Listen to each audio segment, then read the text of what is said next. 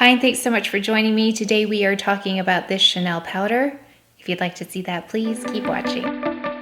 Today we are featuring, like I said, this Chanel powder. I hauled it, I want to say a couple months ago, but so many things came in between that. But I'm looking on their website and it says new. So we're just going to try it on. I'll add a little eye and then we'll talk about everything at the end. As you can see, I have almost all of my makeup on. I've got foundation on. This is the lip I have. Chanel, it's the 607. And then I do have a combination of foundations on, Clé de Peau, Charlotte Tilbury, and then I have on Clé de Peau concealers. I also have on my Wayne Goss eyeliners. I smudged them out, so again, you can go just like that. And I put on my Chantecaille mascara, which is beautiful, and eyebrows. Oh, and a little bit of the bronzer, the Chanel bronzer. Let's just go in with the powder and then we're going to kind of play with the eyes a little bit. I have here the Natural Finish Loose Powder. This is in the shade 30 and it does have a peach tone to it, which is not a surprise. And I feel like I picked well in terms of the shades, I think. I've tried this a couple of times. I'm going in with my Wayne Goss brush, just taking a little bit out of the lid here. We're just going to powder and see how it looks. We'll do half first. And again, I just really like to powder in the center here and then really lightly powder on the edges. So I'm going into the eye now with this as well. I noticed this one helps when you remove the excess off the brush first because it can kind of catch on things and emphasize them if it's not a thin layer.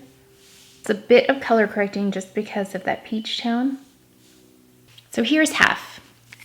Really nice light veil of color, just slightly adds a little bit of color. And here it is, no powder.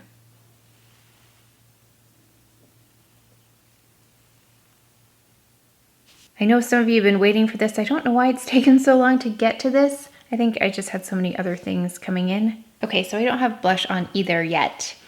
Let's go ahead with eyes. So I had someone mentioned they kind of wanted to see a more casual look with this Wayne Goss palette because it got dramatic quickly, and I think part of that was the black eyeliner that was added on as well as the black shadows. I think let's just try these down here and see how it goes. I haven't experimented with it, but we'll try. So I'm taking this clean brush. Let me just clean it. I'm taking my number 11 Ray Morris brush. I'm taking this shade right here, and let's just put it on top.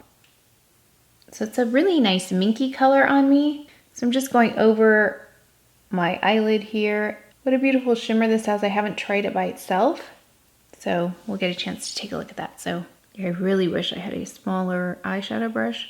It just is tricky in this corner here.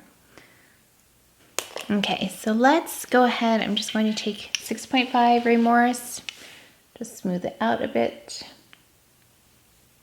I'm going to take the same brush, even though it's a little bit too wide for me, and I'm going to take this lighter shade here, and we're going to go in just the inner corner to about halfway.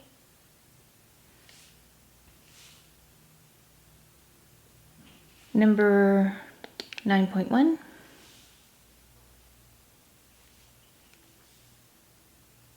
I think I want to go in just the crease really quickly with this shade right here. I've got the number 8 pointed shader brush.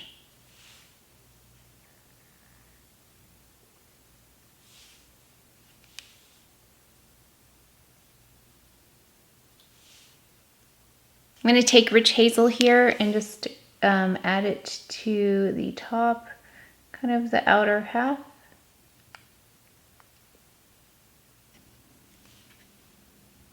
We're about 30 minutes in at this point. It's not so hot today, so it might take a little bit longer for this to meld with my makeup.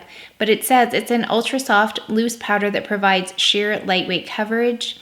It helps to even out skin tone and set and perfect makeup for a natural matte finish. I like all of the descriptors in there. I like the natural piece. I like the lightweight piece. I like the evening of skin tone. Its composition contains photoreflective pigments that illuminate the complexion and disguise imperfections without emphasizing lines. It does say to apply it with the puff that's included, but already, I don't know where it is. It's gone. I don't really love to apply with a puff anyway. It would be nice to kind of contain it, but this one's nice. It's not as messy as the other powders I've been using. I don't know why, but it's not as messy. Maybe because it sits a little bit deeper in here. I'm not sure, but I do really like the shade that I picked. So it looks nice today. And I say that because I've been playing around, I have a little thing here. I've been saying that because I've been playing around with this a little bit. I've added it to makeup that was a little bit like, actually it was a Chanel product. It was one of the Le Beige, I think. I'll list it below. So I think this really depends on the foundation you have underneath. Again, I have Charlotte Tilbury mixed with Clé de Peau mixed with the Chantecaille Elixir. And that, if you know the Charlotte Tilbury foundation, it dries down really well. So this works really nicely with that kind of foundation.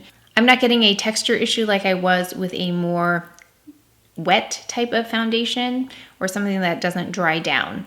So if you haven't had luck with this, check the foundation you're using it with, because I can't say it works well on all foundations. I think this is a nice powder, but I also have nicer powders or powders that work better for me. I know it says it doesn't fall into lines. I do have a really, really dry part of my skin right here. I probably wouldn't use this to set under the eyes. There are other powders I have that do a better job. It does blur. It has like an illuminating kind of quality to it while being matte, which is kind of the theme of many powders I've been using lately, matte with some kind of illumination. So I like that. It's a nice powder. Not the best powder that I could have, but it is very lightweight. Yeah, I'll try and go in really close, but it does have a tendency to cling to anything that has not dried down. So I can see a little bit on my forehead here, but I'll make sure to go up very close so we can see what it looks like and you can really get a good idea. I'm not sure how close I can get to this camera, but I will try. And then you can really see. I'll show you my forehead area. I will show you, where else is it kind of gathering? Like right between my eyebrows. I have a few fine lines there. So I see it gathering a little bit, or even if it's not gathering, it's kind of accentuating that. And then right here on that really dry patch. But I have to say on my smile lines on this side, it doesn't look bad. And the pores on this side look better than over here. And I'm not sure. Maybe let's try and apply it a little bit more. I'm trying to get into the skin a little bit more.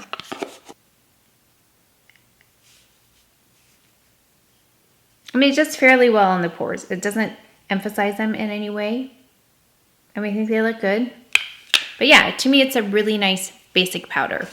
So I hope that helped you out in case you were looking at the shade. So if you're very similar in coloring to me, I think that this color number 30 is good. I feel like there's quite a generous amount in here too. You've got 30 grams or 1 ounce, and it's good for 18 months. So I see myself using this as a quick, like, let me just powder quickly, basic powder. But I'll let you know the wear time on this as well in terms of keeping things from melting, because that's another thing I rely on powder for as well. So I will leave information about the performance of this powder as well down below. And that's it for today's video. So I hope that demo helped so you could at least see what it looked like on, check the color match, and get some thoughts on this as a Chanel powder. Again, I think you'll be very happy with it if you love Chanel products and want to stick with Chanel. But in terms of the world of powder, it just comes in as like a nice powder. So nothing game-changing about this, but it's a very nice powder. And that's it for today's video, so please take care of each other, stay well, and if you enjoyed this video, if you learned something, please give it a thumbs up, subscribe, and I'll see you next time. Thanks!